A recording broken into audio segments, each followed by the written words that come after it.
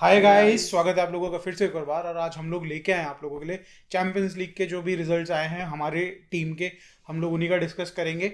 और आने वाले जो हमारे मैचेस हैं इस बार भाई बहुत इंपॉर्टेंट मैचेस हैं। यूनाइटेड भाई हमारी लिवरपूल से भिड़ने जा रही है, तो ऐसे ही काफ़ी सारे इंपॉर्टेंट मैचेस हैं, उनको डिस्कस करेंगे।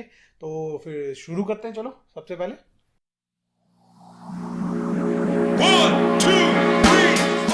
तो अपनी टीम पे जाने से पहले हम लोग एक बार ग्रुप एफ, जो कि भाई डेथ ग्रुप था, यहाँ पे भैया बहुत ही तगड़े तगड़े मैचेस हुए। और आखिरी दिन भी मतलब एकदम बिल्कुल कांटा अटक रखा था। पीएसजी बड़ी मुश्किल से अगले अगले राउंड के लिए क्वालिफाई करी है। तो उसके बारे में थोड़ा सा एक फटाफट से डिस्कशन कर लेते हैं भाई। अगर हम सबसे पहले बात करें पीएसजी वर्सेस डॉर्टमंड का, मेरे हिसाब से तो भाई डॉर्टमंड जीतना डिजर्व करती थी, क्योंकि उसको मेरे को लग रहा है कि 8 से 10 चांसेस उन्होंने बनाए होंगे, ऑन टारगेट शॉट्स लिए होंगे। वहीं पीएसजी की बात करें कि जहाँ पे भैया गोल्डन अपॉर्चुनिटी मिली थी एम्बाप्पे को, और एक हमने देखा कि भाई एक बहुत ही मतलब शूल ने अपना शो लगाया, सोल लगाया, और भैया उसके बाद क्या तगड़ा मतलब से मतलब वो मिल गया है यूट्यूबर्स को और रील बनाने वालों को। भैया एक वो मिल गया है कि चलता रहेगा वो सालों साल, वो मोमेंट कैप्चर होके अब दिखेगा हर जगह आप लोगों को। तो मेरे हिसाब से तो मतलब डिजर्विंग डॉटमेंट थी, बट ठीक है, मतलब रिजल्ट जो 1-1 का रहा वो ठीक रहा। तेरे को क्या लगता है? हाँ नहीं, सही रिजल्ट था। दोनों टीमें ठीक खेली। डॉर्टमंड भी अच्छा खेली, जबकि लग रहा था कि शायद डॉर्टमंड जो क्वालिफाई हो चुके हैं ऑलरेडी, तो इतना हार्ड आएगी नहीं। लेकिन अच्छा मैच हुआ, एंटरटेनिंग मैच हुआ, और मतलब फेयर रिजल्ट है 1-1। दोनों टीमें क्वालिफाई हो गई, ठीक है भाई, बढ़िया है, दोनों के मजे। है ना। और पीएसजी का जो परफॉर्मेंस था, अगर हम बात करें, काफ़ी डाउन हो गई है पीएसजी कंपैरेटिवली। पिछले साल भी एटलीस्ट क्वार्टर तक तो दिखता था कि इजीली पहुंच रही है, बट इस बार तो स्ट्रगल ग्रुप स्टेजेस में ही दिख रहा है हमें। हाँ मतलब ग्रुप स्टेज में स्ट्रगल थी। साथ कुछ कुछ हद तक का जो अपोनेंट थे एसी मिलान, हालांकि एसी मिलान की परफॉर्मेंस खास रही नहीं। न्यूकास्टल भी आउट हो गई है, बट वो गेम अच्छा रहा। मतलब ऐसा नहीं कि इजी कोई अपोनेंट था, लेन देनी करके रखी थी, और पीएसजी को तो हराया भी। तो ग्रुप भी टफ था। ऊपर से पीएसजी की जो टीम है तो अभी इतनी क्लिक नहीं कर रही है। होपफुली आगे आ रहे, हालांकि पेपर्स में अच्छी टीम है उनकी, है ना, अच्छे अच्छे फॉरवर्ड सब कुछ है। लेकिन अगेन वही है कि नेमार और मेसी के जाने के बाद होपफुली आगे राउंड में अच्छा करे और क्वार्टर फाइनल तो पहुंचे एटलीस्ट। बट वही है कि पीएसजी को टॉप करना चाहिए था ग्रुप, और सिर्फ देखो ना 2 मैच के जीत के ही सिर्फ क्वालिफाई कर गई। और न्यू कास्टल, और आई थिंक न्यू कास्टल एक जीती मेरे ख्याल से, और आई थिंक एसी मिलान में 2 मैच दो जीत गई। जीते, हाँ। तो सोचो अगर वो न्यू कास्टल जो एक मैच 1-0 से हारी थी आई थिंक उधर पीएसजी में, वो जीत जाती और एक दो क्लोज मैच उसके रह, अगर वो निकाली थी ड्रॉ या कुछ, तो भी क्वालिफाई कर सकती थी। तो हम पहले से बोल रहे थे बड़ा टफ ग्रुप होने वाला है, दिखा भी एंड तक का लास्ट मोमेंट पे। पर मुझे लगता है कि एंड ऑफ द डे जो ज़्यादा डिजर्विंग टीम थी पीएसजी और डॉर्टमंड। डॉर्टमुंड ही थी, तो वो क्वालिफाई करें तो कंप्लेन नहीं कर सकते। लेकिन हाँ ऑफ कोर्स पीएसजी की अभी फॉर्म थोड़ी सी खास लग नहीं रही है। और इसी ग्रुप में न्यूकासल वर्सेस एसी मिलान का मुकाबला हुआ, जहाँ पे भाई एसी मिलान ने न्यूकासल को 2-1 से हरा दिया। हम लोगों ने तो मतलब पर्सनली मैं सोचा था कि न्यूकासल शायद से निकाल ले, और एसी मिलान भी वैसी उसका फॉर्म ऐसे ही डाउन था, बट उल्टा हो गया यहाँ पे। तो आपको क्या लग रहा है? आई थिंक गेम तो मतलब न्यूकासल ने overall I think champions league में ठीक ही खेला, इतने सालों बाद मतलब वापस आई और टफ फाइट दी। बहुत क्लोज मार्जिन रहा, बट एक आधा मैच उनके क्लोज रहे, अगर वो निकाल लेते तो होपफुली वो भी क्वालिफाई कर जाते। बट रिसेंटली आई थिंक उनका जो प्रीमियर लीग में भी फॉर्म डाउन गई है वो दिखी भी। और चैंपियंस लीग का तो अलग ही माहौल होता है ना, वो अलग ही एटमॉस्फेयर होता है। तो मुझे लगता है कि जो उनकी रिसेंट रन ऑफ फॉर्म जो प्रीमियर लीग में चल रही है वो यहाँ भी दिखी। बट थोड़ा सा मुझे लगता है कि न्यूकास्टल अगर नेक्स्ट राउंड में पहुँचती तो एक नया हमको मतलब टीम दिखती। But end of the day मुझे लगता है कि कुल मिला के जो टीम डिजर्व करती ज़्यादा वही क्वालिफाई करेगी। वो बेसिकली एक तरीके से कह सकते हो कि एक्सपीरियंस के लिए अच्छा हो गया न्यूकासल के लिए। अब जिस डायरेक्शन में वो चल रही है, बड़ी टीम की तरफ बनने के लिए ट्राई कर रही है, तो शायद से इन फ्यूचर वो इस एक्सपीरियंस से कुछ सीख के कुछ कर सकती है ये ना। कि अगर इस साल टॉप 4 सिक्योर करते हैं प्रीमियर लीग में, जो कि बहुत बहुत मुश्किल लग रहा लग है, बहुत मुश्किल लग रहा है, तो बट टॉप 6 भी अगर करते हैं तो यूरोपा अगर में जाते हैं अगर, तो मुझे लगता है कि वो अगले इसमें अच्छा करेंगे, क्योंकि ये प्लेयर एक्सपीरियंस हो जाएगा। और आपको ना चैंपियंस लीग में अच्छा करने के लिए थोड़ा एक्सपीरियंस प्लेयर चाहिए, वो अलग माहौल होता है भाई उसका, बहुत मोमेंट वाला गेम होता है। तो वो चीज़ है, क्योंकि लीग वाला अलग हिसाब किताब रहता है, और यहाँ एक मैच हार गए तो आउट। तो मुझे लगता है कि लैक ऑफ एक्सपीरियंस थोड़ा बहुत, और मैच अवेयरनेस और कैसे गेम को लेना है, वो थोड़ा सा मुझे लगा कि लैक रहा न्यूकास्टल ठीक है, का। चलो मूव ऑन कर लेते हैं अपने अपनी टीम की तरफ। हमारी टीम की परफॉर्मेंस ग्रुप स्टेजेस में कैसी रही, सबसे पहले बात कर लेते हैं मैन यूनाइटेड की, क्योंकि सबसे पहले वही बाहर हुई है। अरे बेटे, तुझे थकान नहीं लग रही क्या? तो बताओ भाई, वाहियात, एकदम एकदम ही वाहियात। जो 6 मैचेस में कितने क्या रहा स्टार्ट? कुछ नहीं रहा, गोबर स्टार्ट रहे हैं। एक मैच इन्होंने रो धो के जीत लिया तुक्के से, वो भी आखिरी में पेनल्टी बच गई थी तो इसलिए, वरना तो मतलब ना डिजर्व करती थी ना कुछ प्लेयर डिजर्व, कुछ नहीं, मतलब कुछ है ही नहीं। एकदम अच्छा हुआ चौथे नंबर पे आए हैं, हर लीग से बाहर हो चुके हैं। अब अपने उसमें फोकस करो लीग में अगर कुछ करना है तो, वरना तो बेड़ा गर्क तो हो ही रहा है। और मतलब कुछ नहीं, मतलब लीग तो मतलब हमारा जो ये साल है तो जा ही खराब ही रहा है, लेकिन चैंपियंस लीग ने तो एकदम ही उस पर चेरी ऑन टॉप कर दिया कि भैया एकदम ही वर्स्ट चौथी टीम आई है भाई।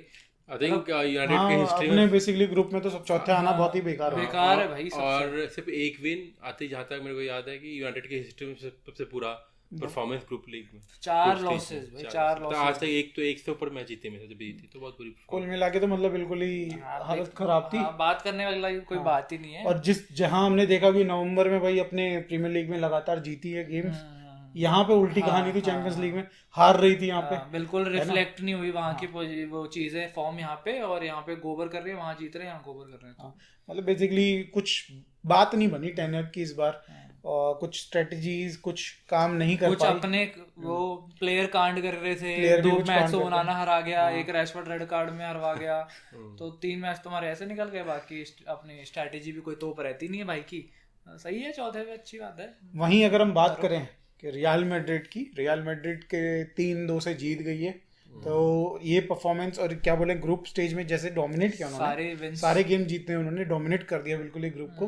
तो क्या कहना चाहोगे? 6 मैच मतलब एक्सपेक्टेड एज एक्सपेक्टेड, बस ये था कि रियल मैड्रिड कितने मतलब मैच पे पॉइंट ड्रॉप करेगी, किसी में भी नहीं किया। तो रॉयल्टी भी चैंपियंस लीग रॉयल्टी, और मतलब जब रियल मैड्रिड एक खराब गेम खेलती तो भी मैच निकाल लेती है, ऐसा हालांकि और अच्छा खेला है उन्होंने।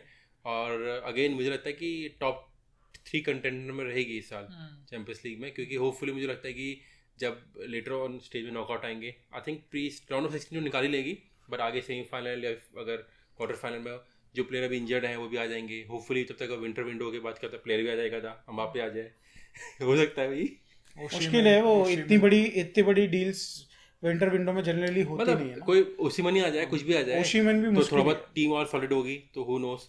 और चैंपियंस लीग में भैया उनके पास मेंटालिटी है सबसे इंपॉर्टेंट, और एक्सपीरियंस सभी प्लेयर के पास है, तो मुझे लगता है कि हाँ चैंपियंस अच्छा कर सकती है रियल मैड्रिड, आगे तक पहुंच सकती है, मुझे उम्मीद है, क्योंकि बाकी टीम भी उतना कुछ खास कर नहीं रही है कंसीडरिंग। अगर देखा जाए ना तो अपने यहाँ पे लीग पे भी आएंगे, बट लीग में भी बहुत ज़्यादा दूर है नहीं वो जिरोना से, तो इन्वेस्ट करना चाहिए उन्हें एक स्ट्राइकर पे, ताकि हम कम से कम कंटिन्यूअस उनका जो बेसिकली जो ये गोल्स निकाल रहे हैं स्ट्रगल ना हो, जैसे बड़ी मुश्किल से बेलिंगम आके मार जाता है तो वो स्ट्रगल ना रहे। चलो मूव ऑन कर लेते हैं भाई मेरी टीम की तरफ, बार्सिलोना क्वालिफाई कर गई भाई, क्वालिफाई कर गई, टॉप पे है भाई, इज्जत से जरा बात की जाए। 2 मैच हारी तो क्या हो गया, और वो भी हारी तो एंटवर्प से, और उससे क्या बोलते हैं तो शाख्तार से हारी है, तो क्या हो गया, ठीक है, कम से कम क्वालिफाई तो कर गई, इनकी तरह तो नहीं 4 हो गए, चौथे पोजीशन में बैठी हुई है, ठीक है, तो क्वालिफाई करिए। बट अगेन मेरे को बहुत ही ज़्यादा डिसअपॉइंटमेंट में हूँ, बिल्कुल ही जैसा कि हम पहले से ही कहते आ रहे हैं भाई, डिफेंस वीक है। और कल तो खैर हमने अपने बंदे रेस्ट कराए थे, बाद में भले हम लोग लेके आ गए हों अपने बंदे, बट जो मतलब डिफेंस था रोमेयो को, तो मुझे लग रहा career finish, tata goodbye कर दो उसको वहीं से ही। अब ग्रुप स्टेज तक तो ठीक था, नॉकआउट में ये बंदा नहीं चाहिए भाई, बिल्कुल नहीं चाहिए, पहली फुर्सत में निकल। तो इसको चलता करो जनवरी जहाँ ट्रांसफर में, जहाँ तक मुझे भी सुनने में आ रहा है कि ये भी चलता होने वाला है, इसकी जगह पे 2-4 बंदे छोटे जूनियर उठा के ले आओ भले ही, बट इसको निकालो। मतलब कुल मिला के अपने डिफेंस पे काम करो, जो कि दिखा कल बहुत ही वाहियात। कुंडे भी बहुत गंदी मिस्टेक करके बैठा, पाँव के नीचे से बॉल निकल जाती, सामने से नीचे से भी नहीं, सामने से निकल गई भाई, कैसा डिफेंडर है भाई तू यार, कमाल यार, इतना बड़ा शरीर, इतना बड़ा शरीर है, 6 फुट का बंदा है, पाँव के नीचे सामने से निकल गई, बहुत बड़ा शरीर है। वो गोल बेसिकली कुंडे को डेडिकेटेड था, जो उसने एकदम घटिया था, उसने पास जाने दिया। But overall nothing to lose था, क्या बोलते हैं एंटवर्प के लिए, और हमारे लिए कोई खास मायने रखता नहीं था ये गेम, तो इतना हम लोग इस पे अपने मतलब बेसिकली अपने आप को डिसअपॉइंट नहीं करेंगे और आगे बढ़ेंगे, क्योंकि हम आगे बढ़ ही चुके हैं, तो ग्रुप स्टेज में तो जीत चुके हैं। चलो ठीक है, अब बात कर लेते हैं फिक्सचर्स की। सबसे पहले बात करेंगे भाई साहब की टीम भिड़ने जा रही है, लीग फिक्सचर्स की बात कर रहे हैं हमारी टीम से प्रीमियर लीग में, क्योंकि मेरे को लिवरपूल पसंद है, तो भाई की टीम मैन यूनाइटेड और मेरी टीम लिवरपूल। अब डाउटफुल है सिचुएशन काफी, नहीं डाउटफुल नहीं है, कितने जीरो से? लिवरपूल क्या है, 5-6-0 कितना भी हो सकता है, जीरो तो नहीं होगा मुझे लग रहा है। लिवरपूल जैसे खाती है गोल तो एक आध हम निकाल ही लेंगे, स्वाद ले ही मतलब लेंगे। एक आध हमारा मिडफील्डर मार ही देगा, एक आध हमारा मिडफील्डर, क्योंकि स्ट्राइकर तो पता नहीं क्या मेहंदी वेहंदी लगा के बैठे हुए हैं, इनसे लगते वक्त तो है नहीं, बट ये है कि 4 तो खाएंगे ही मिनिमम, मतलब चांसेस पूरे हैं कि हाँ यार हो जाएगा। फॉर्म देख लो ना, फॉर्म ही देख लो दोनों टीम की, एक टीम आखिरी में जाके जीत जाती है, मतलब जैसे तैसे जीतती है वो, जीतती है। और एक है कि जो जीतने का कोई नाम है नहीं, अपने घर में 3-0 बॉर्नमouth से हार गए, तो भैया एनफील्ड में तो पता नहीं कितने 8-0 पिटोगे, कोई वो नहीं है भाई, कुछ नहीं है, हारेंगे पूरी तरह। ठीक है। और लिवरपूल की मैं बात करूं, अगेन एक बहुत ही मतलब मेरे को इनको देख के, हमेशा गेम देख के डाउट तो लगता है, बट इन दी एंड जब 70-80 मिनट हो जाते हैं तो एक कॉन्फिडेंस रहता है कि ये भैया गेम निकाल लेगी, फंसा हुआ गेम होगा तो निकाल लेगी, और जीत रहे होंगे तो फिर अपना का बेसिकली आराम से जीत जाएगा। फंसने की बात ही कहाँ है, यूनाइटेड के हिसाब से फॉर्म चल रही है, प्लेयर भी अवेलेबल नहीं है, बट कह नहीं सकते ना, ये तो भी प्रीमियर लीग है। आप अगर देखो तो जब शेफील्ड यूनाइटेड सिटी को गोल करने में एकदम बिल्कुल हवा टाइट कर सकती है, जीत, और ल्यूटन टाउन ने बुरी तरीके से पेल ही दिया था एक तरीके से सिटी को, ठीक है। और ऐसे ही बहुत सारे हमने एग्जांपल्स देखे हैं। एस्टन विला तो चलो बहुत बढ़िया टीम होगी, नीचे की टीम की बात कर लेते हैं तो मैन यूनाइटेड तो भाई फिर भी सिक्स्थ नंबर पे है, 6th नंबर पे है भाई, 6th नंबर पे है, तो कुछ कर सकते हैं भाई। और मैं प्रिडिक्ट, मतलब मेरा तो नहीं रहेगा कि ये 5-0 6-0, मेरी प्रिडिक्शन ऐसी रहेगी कि बहुत क्लोज जा रहा है लिवरपूल की गेम, तो ऐसा लग रहा है कि 3-1 या फिर 2-0 ऐसा कुछ लग रहा है मुझे। बहुत ज़्यादा गोल्स हम लोग कोई खास गोल नहीं करने वाले हैं, बट एटलीस्ट ये रहेगा कि इनसे ज़्यादा करेंगे जीतने के लिए, ऐसा लग रहा है। ठीक है, चलो मूव ऑन करें फिर इधर इनकी तरफ रियल मैड्रिड की बात कर लेते हैं। रियल मैड्रिड विला रियल के साथ मैच है, तो इजी विन अगेन फिर से? नहीं यार, इजी विन नहीं, आई थिंक विला रियल अच्छी टीम है और देखना होगा, बट होपफुली मुझे लगता है कि अभी यहाँ इजी फिक्सर रहा चैंपियंस लीग का, तो 50-50 का रहेगा नहीं इतना कुछ, तो होपफुली एक्सपेक्ट करूंगा कि रियल मैड्रिड अभी थोड़ा उधर ही फोकस करे, लीग भी जितनी भाई, लीग हल्के मत, अभी तो जिरोना से पीछे चल रहे हैं, जिरोना से पीछे चल रहे हैं, थोड़ा सा मतलब पॉइंट ड्रॉप नहीं कर रहे, और होपफुली मुझे लगता है कि अच्छा करेंगे, और मतलब जो भी आई थिंक स्क्वाड अभी अवेलेबल है वो इनफ है आई थिंक विक्ट्री निकालने के लिए। होम मैच है तो, हाँ होम मैच है तो होपफुली अच्छा करेगी टीम।